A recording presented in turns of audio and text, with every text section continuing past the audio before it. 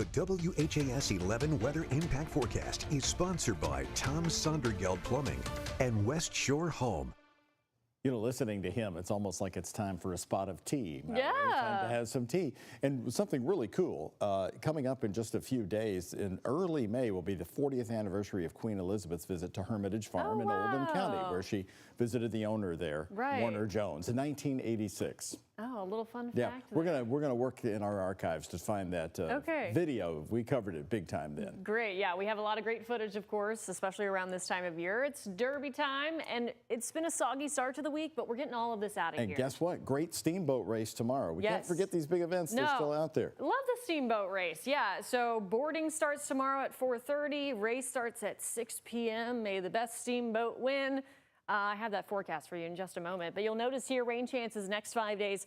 It shows 60% on Wednesday, but don't you worry, that's really early in the morning. It becomes much spottier as we dry out through the afternoon behind to front. And then Friday for Oaks Day, 20 to 30% chance it could stay up in southern Indiana, but don't be caught off guard if there is a passing shower, especially if you get to the track in the morning to around midday. Now, we are tracking showers and storms on the radar tonight, but nothing like what we had last night. Thankfully, there have been no severe warnings here. Last night, we had a lot of severe thunderstorm warnings and tornado warnings, and the National Weather Service went out and surveyed that damage today. They found an EF0 tornado in Hart County, EF1 tornadoes in Ohio County and in Jackson County, Indiana.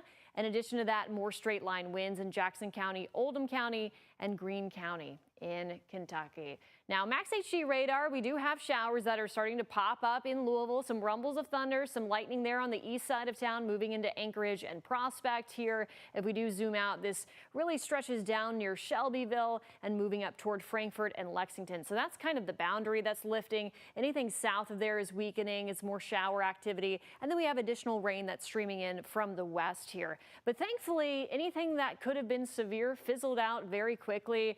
And look at the warnings that we have across the region. There's only a couple, and they're down in Mississippi, Texas, and some flash flood warnings down in Memphis. So we're looking good for tonight. Good sleeping weather, showers, some rumbles of thunder here or there. This will take us through Wednesday morning. And then once again, a front will finally swing through and dry us out for the afternoon and evening with a northwest wind. Temperatures will be in the 60s tomorrow, and we're looking at mostly dry conditions. So if you're heading to Churchill Downs tomorrow, temperatures really won't budge much between noon and 6 p.m. We'll be in the mid to upper 60s as clouds break apart and we have breezy conditions at times. Once again, things are also looking good for the great steamboat race. Partly cloudy, 66 degrees with a northwest breeze of around 15 miles per hour. Thurby, expect lots of sunshine, mid 60s, that passing shower on Oaks Day, and then dry and cool for Derby with a high of 60 and a low Saturday night right around 40 degrees.